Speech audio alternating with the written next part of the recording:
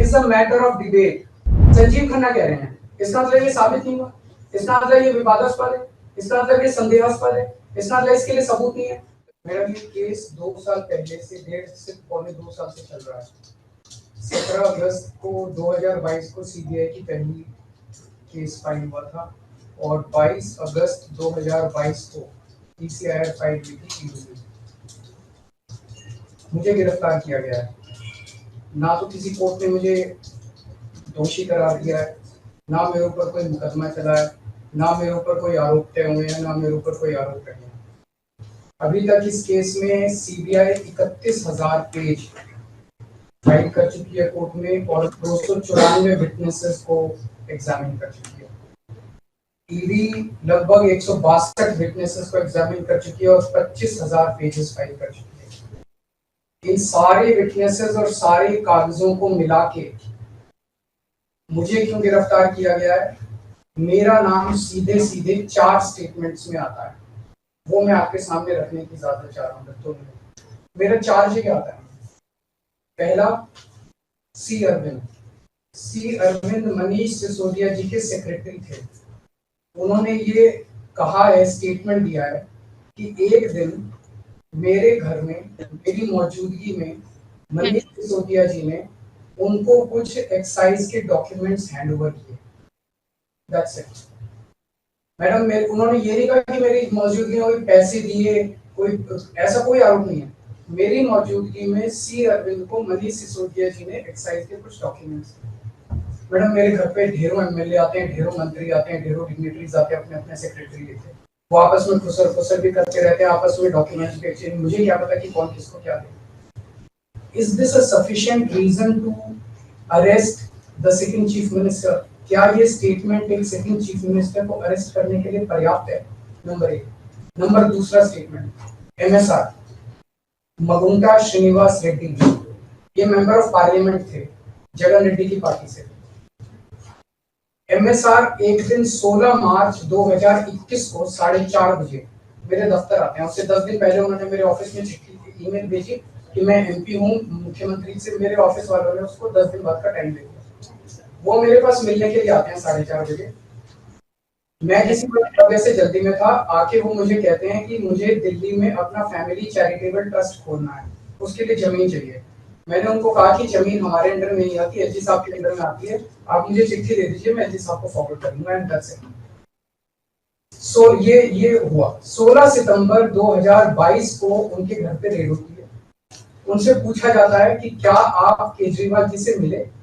वो कहते हैं कि हाँ मैं मिला और मैं केजरीवाल जी से अपने फैमिली ट्रस्ट की जमीन मांगने गया था। ये 16 सितंबर 2022 को सेक्शन 17 का स्टेटमेंट है। ED is not happy with this statement. 5 महीने के बाद उनके बेटे को 10 फरवरी को गिरफ्तार कर लिया जाता है। उसके बावजूद भी वो अपने स्टेटमेंट पे कायम रहते हैं। उनका दोबारा गिरफ्तारी के बाद स्टेटमेंट लिया गया था, वो कायम रहते हैं।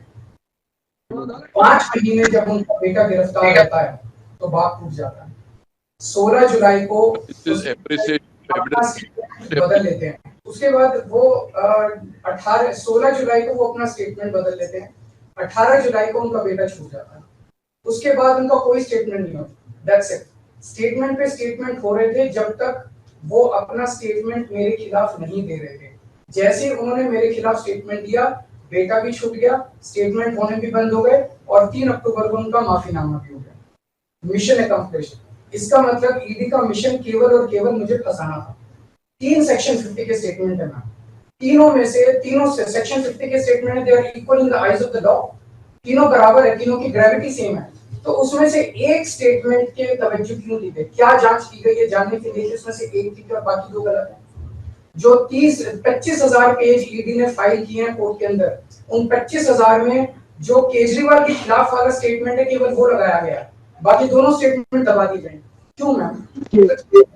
कोर्ट के सामने तीनों स्टेटमेंट लाए जाने चाहिए थे ताकि कोर्ट डिसाइड कर ले सच्चाई क्या है। चलिए ठीक है। 1 मिनट मैम। तीसरा स्टेटमेंट है उनके बेटे का, राघव मगुंटा से 16 सितंबर को उसके घर पे जब रेड होती है उनसे स्टेटमेंट लेते हैं। He says whatever his father had said। उसके बाद 10 फरवरी को उनको अरेस्ट किया जाता है उसके बाद उनके 5 स्टेटमेंट्स होते हैं, पांचों स्टेटमेंट्स में वो वही बोलते हैं जो पहले बोला। फिर 5 महीने तक वो जेल में रहते हैं। उसके बाद जब 16 जुलाई को उनके पिताजी स्टेटमेंट बदलते हैं तो 18 जुलाई को उनको छोड़ दिया जाता है। तो 7 स्टेटमेंट्स उनके हुए, 6 में वो मेरे खिलाफ नहीं बोलते, 7वें में जैसे ही मेरे खिलाफ स्टेटमेंट देते हैं उनका उसके बाद कोई स्टेटमेंट नहीं होता, उनको जेल में छोड़ दिया जाता है, उन्हें माफीनामा दे दिया जाता है। तो जो 6 स्टेटमेंट्स हैं ये रिकॉर्ड पे नहीं लाए जाते। चौथा है शरद रेड्डी। शरद रेड्डी के केस में 16 सितंबर को उसको अरेस्ट किया गया, 16 सितंबर को उसकी रेड हुई, उसने मेरे खिलाफ कुछ नहीं बोला। 9 नवंबर को उसका स्टेटमेंट लिया, उसने कुछ नहीं बोला। 10 नवंबर को उसकी अरेस्ट हुई, उसके बाद उसके 9 स्टेटमेंट्स होते हैं मैम, 9 स्टेटमेंट्स वो मेरे खिलाफ नहीं बोलता। उसके बाद 6 महीने उसको अरेस्ट करने के बाद 25 अप्रैल को वो टूट जाता है और वो केवल इतना कहता है कि मैं विजय नायर के साथ मिलने सीएम साहब के पास गया था, सीएम साहब जल्दी में थे, सीएम साहब ने कहा कि विजय के टच में रहो, विजय अच्छा लड़का है। मैं केवल ये जानना चाहता हूं कि क्या ये 4 स्टेटमेंट्स एक सिटिंग चीफ मिनिस्टर को अरेस्ट करने के लिए मैम 2 मिनट दे दीजिए, कि ये पर्याप्त है? नंबर 1। नंबर 2, जो 30,000 पेज फाइल किए गए हैं, ये 30,000 पेज के अलावा 1 लाख पेज ईडी के दफ्तर में जो हमारी बेगुनाही के सबूत है मैम, उनको कोर्ट के सामने नहीं लाया गया। ये दूसरी बात मैं ये कहना चाहता हूँ, ये शराब घोटाले का पैसा किसी साउथ लॉबी ने शराब की हमने पॉलिसी बनाने के लिए आम आदमी पार्टी मैम, ये जस्टिस संजीव खन्ना का ऑर्डर है। Justice Sanjeev Khanna ka order, the assertion in the complaint filed by DOE that kickback of rupees 100 crore was actually paid by liquor group is a matter of debate. Sanjeev Khanna कह रहे हैं, इसका मतलब ये साबित नहीं हुआ, इसका मतलब ये विवादास्पद है, इसका मतलब ये संदेहास्पद है, इसका मतलब इसके लिए सबूत नहीं है। तो जो 100 करोड़ रुपए ये कह रहे हैं कि हम लोगों ने रिश्वत ली, वो रिश्वत तो संदेहास्पद है, उसके तो सबूत ही नहीं है।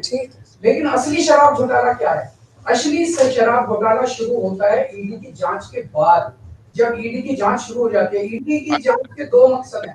एक स्मोक स्क्रीन क्रिएट करना पूरे देश के सामने, आम आदमी पार्टी ने चोरी की है, आम आदमी पार्टी भ्रष्टाचारी है, आम आदमी पार्टी ने शराब घोटाला किया, और उसके पीछे एक्सटॉर्शन रैकेट करना, जिसके जरिए वो एक्सटॉर्शन रैकेट करना जिसके जरिए वो पैसे इकट्ठे कर रही है। मैं आपको सबूत दे रहा हूँ। शरद रेड्डी के केस में शरद रेड्डी को बेल 2 वजह से मिली। एक, शरद रेड्डी ने मेरे खिलाफ स्टेटमेंट दिया और शरद रेड्डी ने अरेस्ट होने के बाद 55 करोड़ रुपए का चंदा बीजेपी को दिया। 55 करोड़ रुपए के bonds arrest, so he bought his bail ma'am, he bought his bail. Then now the money trail is clearly established. Money trail is clearly established. Ma'am, just last 1 minute. Last 1 minute. The money trail is established, ma'am. उसने अपनी bell arrest होने के बाद 55 करोड़ रुपए का चंदा BJP को दिया, बीजेपी के अकाउंट में सीधा गया। मनी ट्रेल इज एस्टैब्लिश्ड और यही पूरी जांच का मकसद था। एक तरफ आम आदमी पार्टी को क्रश करना, एक स्मोक स्क्रीन क्रिएट करना, भ्रम का पर्दा और पीछे से एक्सटॉर्शन करना। Thank you.